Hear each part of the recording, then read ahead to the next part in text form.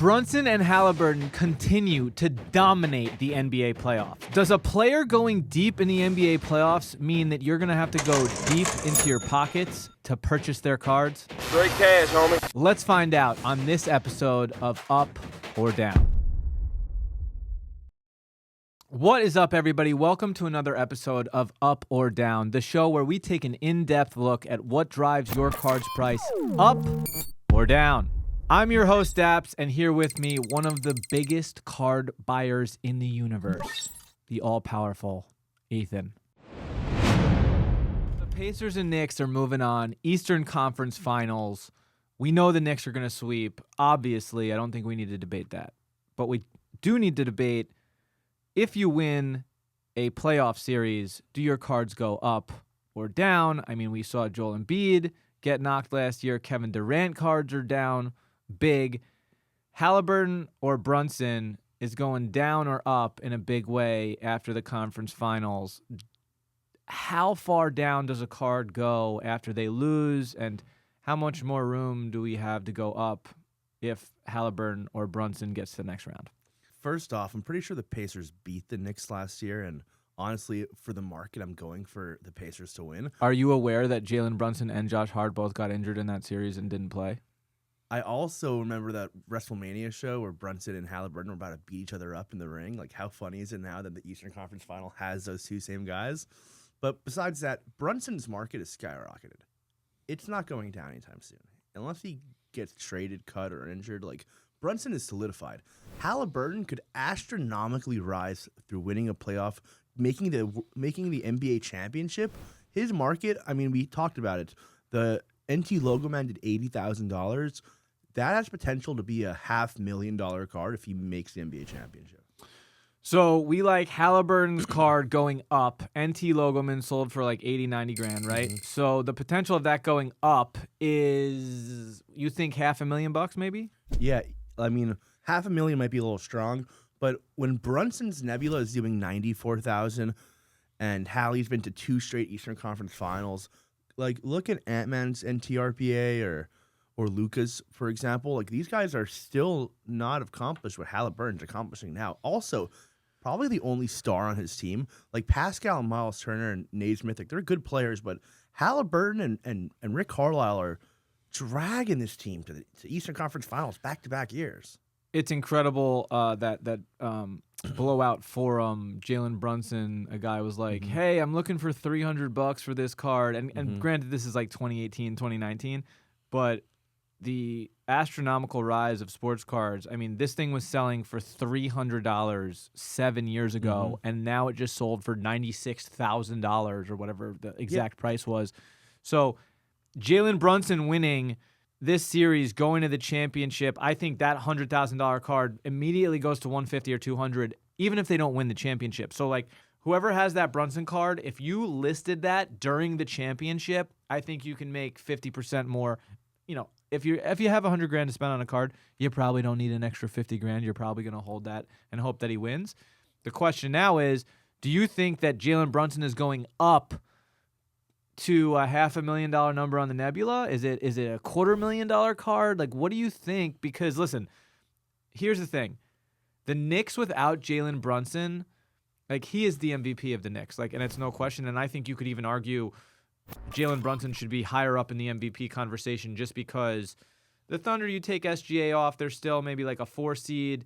Joker maybe is way more valuable to his team. I don't think the Nuggets are a playoff team without Joker. But Jalen Brunson leaving the Knicks, like, they might not make the playoffs. I mean, the Jalen Brunson Nebula sale at $100K is already way too high. I think if it goes up again, even though he's done so much since that sale, that card is still relatively the same. I was offered that card from my friend Sam for $30K only like 2 years ago and turned it down.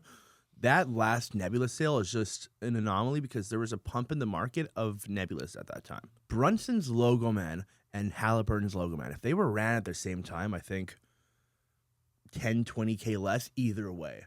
You know, for sure. Haliburton, I mean, he's not a flashy player. His shot's broken. He's kind of a geek, but I mean, in terms of talent, he has made the playoffs every year since his career has started. Look at LaMelo in the same class. LaMelo has made the playoffs once. Haliburton is going to be looked at as a top 10 player of his generation if he keeps this run up. So I think he has more value in terms of like I'd buy Haliburton now to see a little pump in him, but Brunson, I mean, I can't imagine those cards go up. The reason I can imagine Brunson's cards going up is because he's in New York, and listen, there's just a ton of money in New York, and some New York collector or somebody who's not even in the hobby finds out, well, my New York Knicks won, and I want that card. There's only one of them. That's really cool. I'll pay X amount of money. But now let's talk about a card that's going down. We'll talk about two guys. Joel Embiid, his gold prism sold for, I think, close to $50,000 in the last couple of years. Maybe it was 21. I'm not sure the exact date on it. Most recent sale, $8K. Now, in my opinion, like, what has Embiid really done? He has won MVP. I think Joker could have won MVP that year. I'm not a huge Embiid fan. But I also want to move to Kevin Durant, who is extremely down right now. He had an exquisite out of 35 that sold for, what was it? Almost $800,000. Now that card's worth $46,000. So I don't think it's fair for us to make it like there's these astronomical drops or rises in some of these cards, because there obviously was a boom in 2021 where the market went extremely irrational, and I don't think we should be referencing those prices. But at the same time, as a long-term buyer of Kevin Durant, love these prices for Kevin Durant. Like, Kevin Durant is extremely disrespected now. When he retires, people are going to start to talk about him in a much higher regard, because what he did in his career was absolutely incredible. You could say what you want, and I didn't like his move to the Warriors, but when he got to the Warriors, you know what he did? He won Finals MVP both years that they won the championship. Not Steph Curry, not Andre Iguodala, not Klay Thompson, not Draymond Green, Kevin Durant. Kevin Durant solidified the Warriors' dynasty run, because everyone argues, oh, well, they still won Great, they won two championships. Two championships is not a dynasty. It's not. What about the Miami Heat? That was 2 championships, and that was a dynasty. I don't think so. I mean, Joel Embiid and Kevin Durant, they also lost 2 championships. Is a good indicator of how this show is. One card is going up, and one card couldn't be down more. Joel Embiid, my biggest pet peeve is when you have all the talent and the skill set, and you're just a bum mentally. I mean, James Harden, Jimmy Butler, Paul George, Tyrese Maxey. I mean, he won't play his full minutes. He's always hurt. He's overweight. But when you see this guy play, he's so talented. So when that gold sold for, what, $40,000, people were watching Joel Embiid and didn't know the character of a human he is, and were investing in him blindly. Even though you don't invest in these big guys, people were dumping cash into Joel Embiid because look at Jokic. Then we got to know who the guy actually is. And if you're just not a good person, your market will disintegrate. For sure. It's not even like that $40K to $9K sale is high. I mean, that card might end up being $1,000 card sooner than later. He's one bad move away from ending his career. He's never accomplished anything, and he's a all-time bust. The one thing that can save Joel Embiid's market is if they trade him. Listen, I don't like Embiid. I wouldn't call him an all-time bust only because winning an MVP is, not an easy thing to do. But listen, Embiid, I would never buy an Embiid card. Any Embiid card, like short-term, long-term.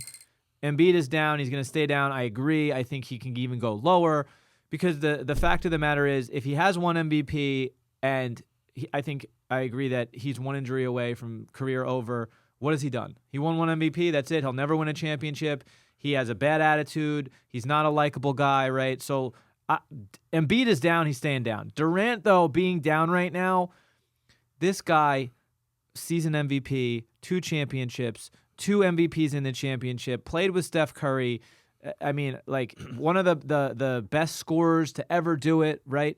So long-term, KD's down right now, but I like buying short print Kevin Durant cards for 20 years from now. Shame on the league for giving Joel Embiid MVP that year. I mean, that should have been Jokic's 3rd straight and the championship. Kevin Durant has never won an MVP. Kobe Bryant.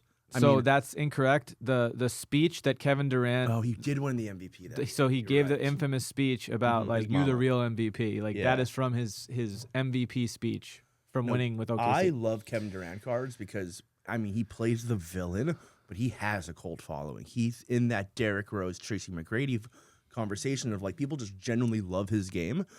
Plus, he's a top 10 player all time. Top 20 player all time. Could be one of the best offensive players of all time.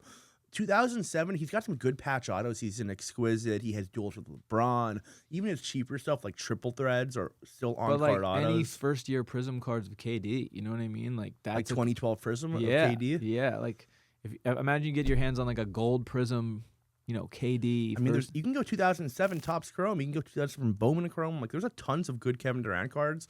You know what? I like it when they know the player is going to be good, so they print him a lot of cards like LeBron James. Kevin Durant kind of has that time, that print run. He is going to go up. It might take a while. It might take people missing out on him, like oh, I miss KD, I miss this, I miss his offensive game. Because it could be another 10, 20 years till we see a guy who plays basketball like him. Yeah, so I think we would advise people who are watching to stay away from Embiid. I don't really know if that's like really helpful advice if you don't know that. Like I don't know what you're doing in the market anyway. Durant, I like him long term. Short term, I don't really know. Could I see Kevin Durant potentially having a final run on it? He has to go to the right group of guys, right? Like he has to go to a Pacers team, right? Where like they're already established, they already have their lead guy. He comes in and he fits in and he can be a second option or third option, right? And I think they thought that was going to happen in Phoenix with Devin Booker, but listen, Chris Paul on his way or over the hill. Kevin Durant over the hill. Devin Booker was kind of primed. The Kyrie Suns Irving, James Harden, like over the hill. So listen, I like the Brunson and Haliburton conversation, but I would also say I would not advise anybody to buy their cards right now because they're at their peak, right? So if you're looking at Haliburton, you're looking at Brunson, and you've been holding them, good for you. Sell them the week of the championship, or if you're just a collector and you don't want to sell them, don't do anything. But as far as buying these cards, if you're just getting into the market, or you're like, oh man, Haliburton's so good, like and he wins the championship, don't buy his card this week. Wait 3 months, wait 4 months. Wait till football comes back on, right? And then if everybody's buying football, save yourself 10%, 20%. You're going to pay a premium right now to buy these guys. Please don't do it. What I'm buying. And we want to know, Ethan, what are you buying this week? I'm wasting money on alt for another week. I'm going to buy cards that I can't afford and sit on them for a while. All right, first card, Jalen Williams Gold PSA 10. Before you start, anybody who can afford a gold prism of your favorite player, the guy you PC, go buy a gold prism because this is the most liquid card. My two favorite things to buy in any scenario of a player that I want, gold prism or an out of 99 NTRPA. And this is obviously pre-Topps getting the license, but Topps will make their own version of the out of 99 NTRPA. We'll see what that becomes. When you see a public sale go up on alt or posted by Sports Card Investor or anywhere in the hobby on a media outlet, a lot of the time it's a gold prism sale or it's an NT out of 99 sale. And obviously there's a ton of other cards that can be sold, but when we're talking about a player who is going to perform well and 2, 3, 4, 5x their value, where you can sell that card first would be a gold prism or an NT out of 99 and get the most bang for your buck. Yeah, I'm glad you brought up that it's a PSA 10 gold card prism because these are just market indicator cards. That and the NTRPA, because most time when people comp cards, they type the card in and they're like, that's what it did last. When you look at gold prism PSA 10s, you can laterally comp them to other players. You can see what Brunson's doing, you can see what Haliburton's doing, and you can kind of throw it like make a math formula of it. Like Jalen Williams is above Maxey, lower than Ant-Man. Like that makes a lot of sense, So this card could go up a lot because if Maxey's went up, if Paulo Banchero's goes up, and if Chet Holmgren does this and Jalen Williams is better and from the same year, then I think this is worth that. This card is going to do probably $15,000, and I checked the last sale's about a little under that. There should always be growth in terms of the value of the card. So if that last sale at $12K and Jalen Williams is doing better than he was back then, it will go up no matter what. So what would you tell people who are listening, though, like buying in Jalen Williams right now? Obviously, we're pretty close to the peak of Jalen Williams right now, outside them winning the championship. So what is your strategy for if you buy this? Are you trying to flip it like within 60 days? Are you holding it to the summer and then trying to move it before NBA playoffs? Like, what would you give? What advice would you give to somebody buying a card like this? I don't want to expose my hand, but I saw this sale 2 weeks. I saw this up for auction 2 weeks ago, and I went out and I bought the black gold to 5 PSA 9. See, if you're going to buy this card on auction, it's kind of hard to move immediately. But if you know a card's going on auction and you know it's going to do well, buy a similar card and then go around to people and be like, the gold 10 just did this. My black gold's worth half. That's what I did. I go on these auction houses. I see what's coming up for auction. I see, hey, this card's going to do really well. Let me buy similar cards. For sure. For example, I know a Kobe Noise Boys is up. It's BGS 9. I went out in Dallas and bought 2 BGS 8.5s just because I know that next sale is going to be way higher. So you don't have to necessarily buy the card, but you need to follow it. I love that strategy. I love because you're letting the market do its thing, and then finding similar whether, and it doesn't even need to be the same card. Like you could, in theory, too, buy or use a comp on a card and go, hey, well, the gold prism did this much. The out of 50 prism purple, like now this is worth this, right? So I really love that strategy. Another card you're looking at is the 1999 EX Essential Credentials. Now, Kobe Bryant, another card. We talked about this last week. That's a pop 1. Really cool. PSA 10, pop 1. Highest bids at $12K. What do you anticipate this ending at? Well, if that other gold at $25K, this has to be close. I know it's not gold blank, but this is Essential Credentials. This is from Skybox. This is a great set that people have collected. Like one of the most rare cards are the 96, 97 credentials of Kobe and Jordan that you've never seen. I think there's been one sale for each card ever. This card will probably do 20 to 30K, but at 12.3 right now, I don't know why it's so low. What is your cap on this card like if you're looking at this? I really haven't done research. It's a pop 1, and if you look, there's probably only 5 or 6 graded total, which is really well, weird. It's also disgusting that it's a pop 1 PSA 10. There's also 185, 2 BGS 95s, 1 9, and 2 85s. So how many of this card? Are there 10? There's 25 of these. There's 25, and we have 1, 2, 3, 4, 5. Only 7 that are graded right now. And if you're on auction, you're looking at buying this card, this is what you do. You look up other year credential Kobe's, because there's several of them, and they're all different numbered. Not many are PSA 10, so that's going to be a hard one, but this should set some records in terms of his market. Well, you know what? The other thing I would say to the hobby, too, is, of course, everybody has their ways of comping, and I think there's like a universal kind of, you look at eBay, you look at you look at the auction houses, et cetera, et cetera. With a card like this, in a PSA 10, that is a pop 1, guess what? Like, if you find the right buyer, they could overpay by 50%, by 100%. Like you could literally get double the amount by just saying, I don't want to sell this thing. Like this is a pop 1. Yeah. And that's where you have the opportunity in the card market when you're buying these low pop cards to say, listen, man, there's one of this card. I know the last comp says 13K. I want 20. Collect what you like. Obviously, there's money to be made in this game, but it's not all about money, right? Well, for some people, it definitely is. I am also a collector. At some point, I have a bunch of cards in my closet sitting there. None of them are $100,000 cards like yours, but, I keep some cards. I keep cards I like. You can honestly use the Mickey Mouse Superfractor to justify your sale at $500,000. Like, also not a real thing, but there's value. People want it. It's worth what it is. I've never watched Star Wars. I've not watched Disney movies either, but people like them, and so it sells. For sure. And I think a Black Label 2017 Court Kings blank slate LeBron James is a pretty cool card to sell as well. This is kind of surprisingly low at the moment. $2,800. Pop count 19 on a PSA 10. And 1 on a Black Label. So for anybody watching who is new to the hobby, Black Label is not an easy grade. It's extremely rare, and collectors definitely pay a premium for a Black Label. There's a lot of cards that don't have a Black Label. Yeah, and the reason I like this card so much is that, Cavs jersey LeBron, early insert, blank slates are hard to hit, and it's a Black Label. You don't see a lot of the big cards to get Black Labels, especially LeBron's cards. So I mean, any LeBron collector, this is a perfect card for you.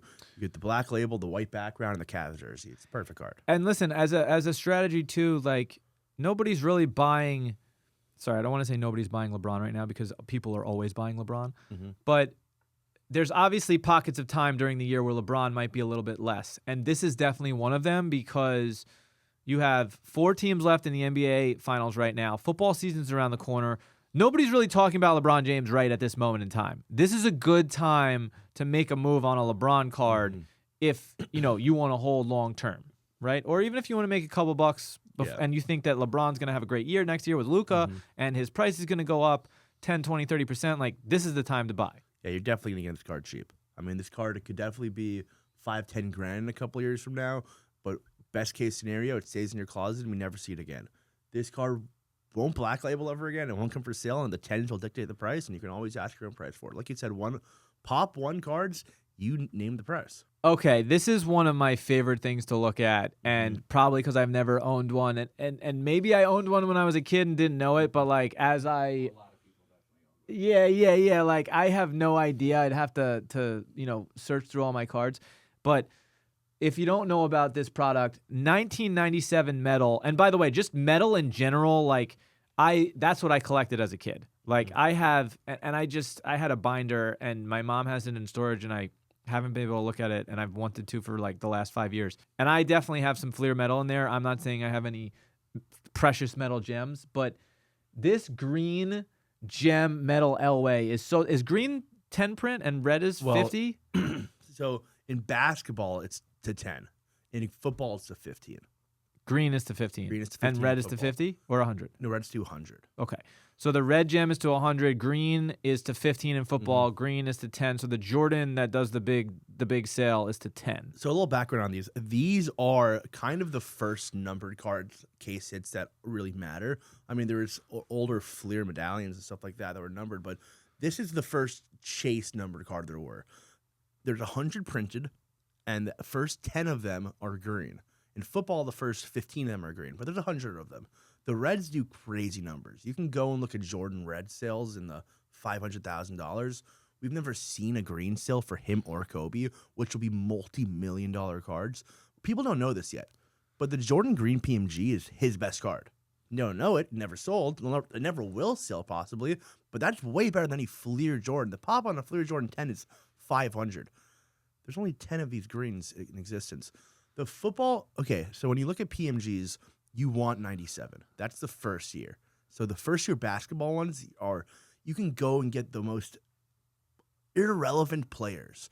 Like people you never heard of. For sure.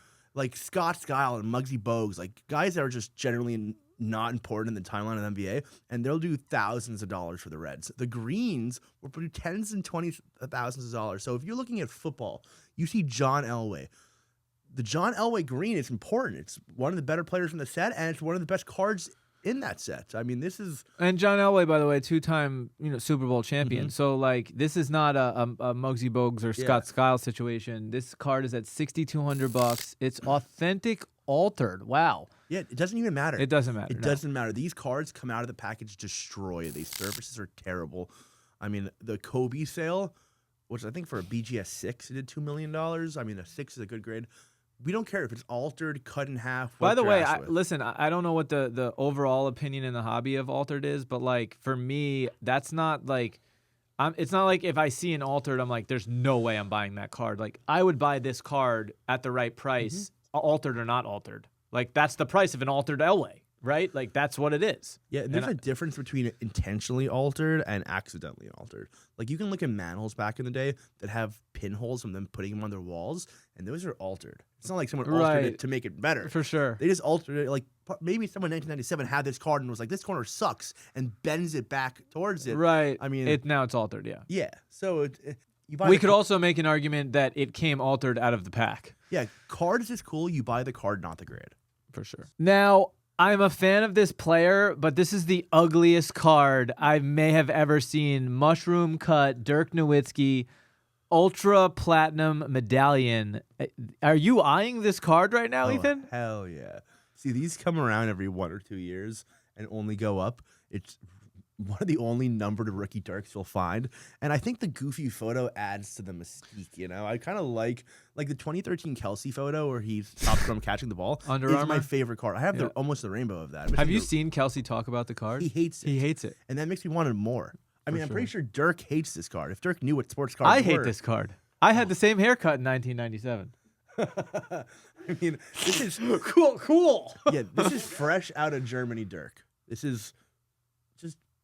Are you pulling up the Kelsey right now? Oh no, that's it right there. Yeah, it's the one where his mouth's wide open. Yeah, Yeah. that card right there.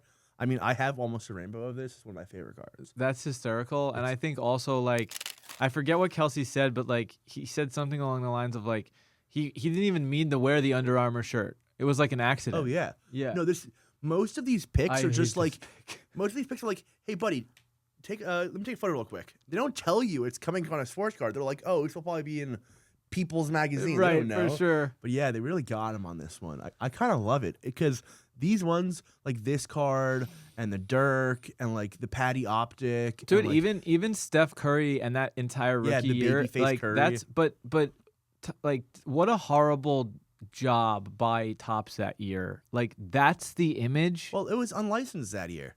But it's just so ugly. I like it like that because it shows you who the guy was before the fame. I mean, look at Dirk in that photo. He looks like a pedophile. I mean, now he looks like a superstar. Yeah, everybody wants to buy the card. The guy who looks like a pedophile. You know Come on, what I mean? if that guy knocked on your door back in the day, you're not opening it. He does look very like a sweet, innocent man. Yes. I think that I'm with you on the Precious Metal Gem. I'm with you on pretty much every card that you had there. I don't know if I'm a buyer on the Dirk. But listen, like this is if you see an opportunity to make a couple bucks on this card, like I get it. This card is sick. I don't know what you're saying. I love everything about it. Even the background, like the old Mavericks logo. Like this is a timepiece. He looks like Quasimodo, the hunchback of Notre Dame in this picture. You buy a card that's a PSA 10 for 20 grand over 13. You're the only guy who has that card, or you're one of 5 people, and you're the only guy who has a PSA 10. And players like Kobe and Jordan are exceptions too because they're not going down. No. Right? Like they're not going down in price. And now you also, if you do it on an auction house, you obviously set a new comp, but you do a private sale and people hear about that at a show. Oh, did you hear the PSA 10, Kobe sold for 20K? Like now people on the ground know. That's what that card's worth. Yeah, the card can go up in other ways. They're like if the 8.5 sells and it goes higher than the last 8.5, then you're up. So listen to this. I don't know if I ever even told you this story. The Kurosawa that I bought years ago, I bought it for 16K, right? 16.5, whatever it was. Now, I thought it was a $50,000 card. Like when I walked up to the table to get it from Curator, like I'm like, this guy's gonna want 50 grand. And this is before I had like a cool relationship with Curator, so I didn't know him very well. I asked him how much he wanted. He said it's got to be a high number. I already got a $10,000 offer. I said, okay, well, what do you want for it? And he said it's got to be high. And I'm like, what's high? I got probably in the $20,000 area, and that's how we kind of started the negotiation. I bought the card, and I have no really intent of selling it, but the Lewis Hamilton that same week, his rookie Prism, his Superfractor, sold for 900 grand. So I'm not sitting here going my Kurosawa is worth 900 grand, but I'm going it's not worth 16, bro. There's no way this card's worth 16. Then I saw, after I shot this video, the box 3, 4, 5x in price. It went from $200 to $800 in like a 6-month period. Now, if my Superfractor followed the exact amplification of the box, it's 4x from when I bought it over 6 months, right? So it's probably $80,000, $100,000 card. Another Superfractor in the set. Now I have all these people reaching out to me like trying to sell me Superfractors in Star Wars #1, and 2, asking me questions like, "Hey, do you think this is a good buy?" This was 21 Star Wars Galaxy Topps Chrome, and it sold for 26 grand. And this card was like, the Kurosawa was way superior to this card, and this one sold for 26K. So this just proves this is speaking to your point of like once you have another card in the set that is clearly less superior, making a jump in price. So now I know there's no way I would ever sell my Kurosawa for less than 26 grand. Yeah, of course. Right. Not. And by the way, like I could make an argument right now to you that it's worth 200 grand just based on like Okay, well, let's talk about comps.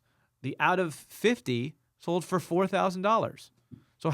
So a card that's out of 50, how do you multiply that to the super? I mean, in Bowman, there's a multiplier chart. I don't think it translates to Star Wars. It's probably like 510x it. So simple math. Buy with 40K. Sure, maybe, but also like an out of 150 just sold for like $1,400. For these big cards, the only way to find out is sending them to auction. For sure. Well, there's no way I'm sending the Kurosawa to auction ever. I would 100%. And you know, I spoke to Steve Aoki about this, and he was like, I think you really need a sale in between what you're asking for and what you paid to like set the bar, which is great. But it's also like, I feel like I significantly underpaid for this card. So this is the first set of Topps Chrome Galaxy Star Wars. This is the equivalent of first year Prism for Star Wars. Like, that's how I can translate it to you. So Galaxy comes out in like the 90s, a paper product, and then they don't print Chrome for 25 years. And then the first Chrome set they make is like the most beautiful product you've ever seen. So again, like, I'm sure I'll have a bunch of people in the comments like, you're out of your mind, it's not worth this, it's not worth that. But this goes back to the whole point of it's worth whatever Star Wars collector who has a big bankroll wants to pay me for it. And if he says, I'll give you X amount of money, listen, the offers that I've got are a joke so far. They're like 20 grand from 5 different guys. And I'm like, there's a video of me buying this for 16K and 21. And you think I'm going to sell it to you for 20 grand? Like, and by the way, like, I love the card. It is the coolest card. It's got every character that you would want on it. Like, it is such a cool card.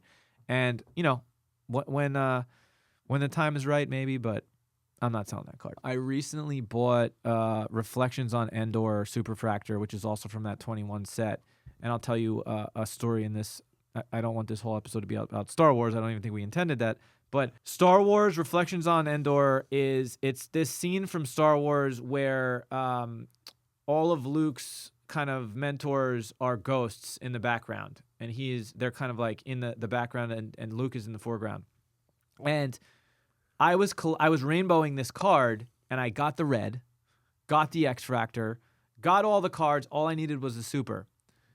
We pull it on stream one night, and one of our big buyers pulled it, and I'm like, dude, what do you want for that card? Turns out he had also been trying to rainbow this card. And I'm like, are you kidding me? Like, what? And maybe I'm being selfish because I have the Kurosawa, and I'm trying to rainbow that, and I'm trying to rainbow all these different cards. But I'm like, come on, man. He wants 10 grand for the card. And I'm like, dude, it is not worth 10 grand. Like, I'll give you 5, and I think it's worth 3. Wouldn't sell it to me. 2 years later, however long goes by, he rainbows the card, through a mutual friend. I hear he's trying to sell it. I don't reach out. I go to Burbank Sports Cards. This is probably 6 months ago. The entire rainbow is in the fucking glass case. I go right up to my buddy Ryan at Burbank, and I'm like, dude, how much do you want for this super? I get it for $2,800. So I got it for less than I originally offered by almost half. Now I have the rainbow of this card. So, and I think I have like 6 or 7 Star Wars supers now, and I like by accident. I don't intend to. It's just, this goes back to collect what you like, right? And Star Wars, I love. I've always been a big fan. Like, I grew up popping the VHS in front of like a 20-inch TV at my, grandma's house. And that's how I watched Star Wars. I would just sit there at 5-6 years old. And by the way, like, Star Wars came out 10 or 15 years before I was born. So, I'm a kid 15 years later after the movie comes out watching it. And that's just like a memory I'm always going to have. And that's why I'm attached to Star Wars cards, right? But with that being said, I think that, or I hope that we've given our audience some insight into what's going on in the hobby right now. And we appreciate all the comments that we've been, so much positivity from you guys. Everyone's saying we should have 1 million subs. So please sub to the channel. We appreciate you guys. We're going to put out an episode every single week. You will have an episode on Wednesdays. We'll solidify that time ASAP. Like, comment, subscribe. Tell us, what are we missing? Are we missing certain players? Who we should be buying? Who we shouldn't be buying? Who you think's going to win the championship? And if you don't say the Knicks, then I don't know what you're watching. Again, thank you everybody for watching. This is Up or Down. I am Dappz. co-star, greatest buyer of cards in the world, Ethan.